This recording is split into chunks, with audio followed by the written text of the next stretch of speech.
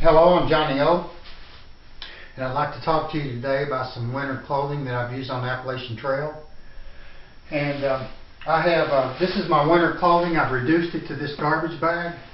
There's still quite a bit of volume of clothing, as you can tell, but I've made every effort to decrease the volume and the weight. I want to go through some things here and show you some articles that I've taken and are going to take in the future.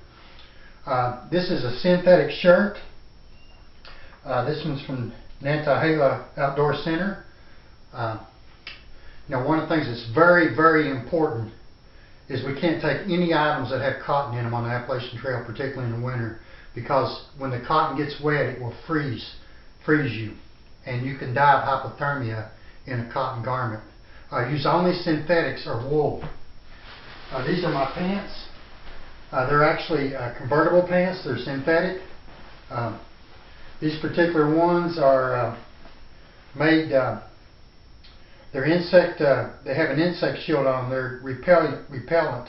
They repel ticks, ants, mosquitoes, flies, chiggers, midges. They remain effective for 70 washing cycles.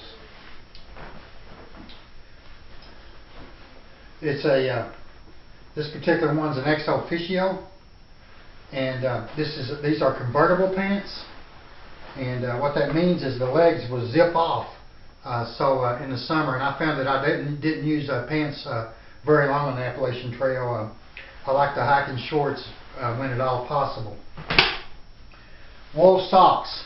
Wool socks are my favorite because wool socks are not only warm, and they also provide cushion, but wool will pull the sweat away from the foot and bring it to the shoe. So that it'll pass on through the shoe if you're wearing a poor shoe. Wool underwear seems like a really good idea because they're antimicrobial and they keep the smell down. They're also warm for the winter. But let me show you what happens to wool underwear in about 200 miles. Holes begin to wear in them very quickly. And the whole buttocks will eventually go out of this in a couple more 100 miles. Wool does not hold up well at all on the trail, so I don't use wool anymore. What I use instead is I use synthetic underwear. These are again by ex officio. I have used cheap synthetic underwear at $5 or $6 a pair. They didn't work well at all because they didn't pull the sweat away from the leg, and I got chafing as a result of that. These ex officio are sort of a quilted design. The fabric is woven in such a manner that they'll pull sweat from the skin. It's very important to pull sweat and salt from the legs because by doing that it keeps the chafing down. What causes chafing of the legs is salt on the skin.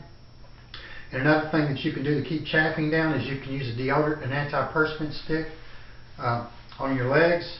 And if you ever get chafing, just take and wipe off the legs with baby wipes and dry yourself real well and get that salt off the skin, and that chafing will either slow down or stop. Very important piece of clothing that I like very much. I got it actually at Walmart. It's cheap. This particular brand is a starter brand. There's all sorts of companies that make clothing like this. This is compression clothing. It even has a small turtleneck on it because we lose a lot of heat through the neck. A lot of heat because the arteries are close to the surface of the neck, so a lot of heat is lost in the neck.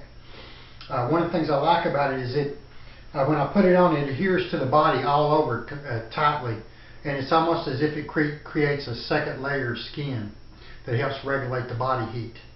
And then what I would do, and it's also gray so that when the sun comes out it will begin to absorb heat from the sun. And on really cold mornings, I can start out with a wool t-shirt over top of it. Wool, as it gets moist or wet from sweat, will increase its insulating capacity. And you can see I've not used this wool shirt very much at all. You can see already the holes developing in the wool. Wool just doesn't hold up well at all, unfortunately. My past experience in that. A lot of people might think, what about these overthrows, these synthetic overthrows that are kind of fluffy? What kind of good garment would that be? That's synthetic. What I found with them is they don't compress well at all. This takes up a considerable amount of space, so I'm not taking anything like this.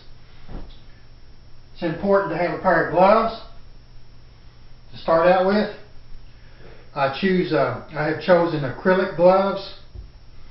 These were a good brand, but it's not necessary to spend that much money on that. They're acrylic and they have spandex in them. One of the things I like about this glove, it's not a big fluffy glove. A lot of gloves that are better and more high-end take up a large volume of space.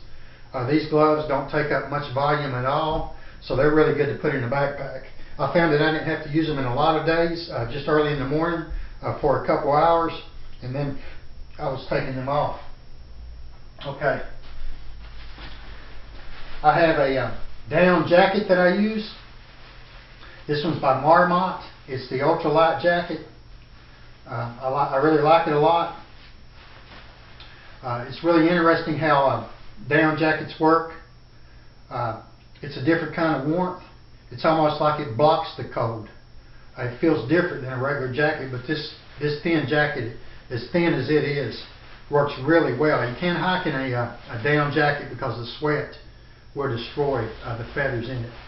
See, it folds up and it goes inside this little bag, and that's my pillow at night.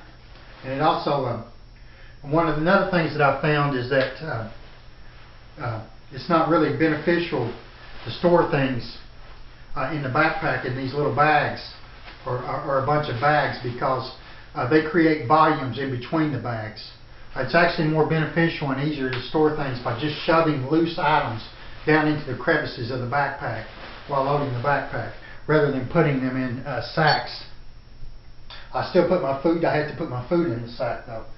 For night, I have a down sleeping bag. It's very important to wear long johns and a long top, because the oil from the body and the sweat is hard on the sleeping bag. So I have this as a barrier, and this also helps when I get up at night. You know, if it's frigid, it produces a little bit of insulation if I have to use the restroom at night. I don't use anything that insulates well at all. This is very thin, made out of synthetics. Both of these items are very thin because what I want to do in the winter is I want my body heat to fluff up the down in the sleeping bag to make it more insulating. So it's very important not to wear a lot of insulating items inside of a down sleeping bag, because it will lose its effectiveness as an insulator. So that's basically all I have on clothing. Thank you now.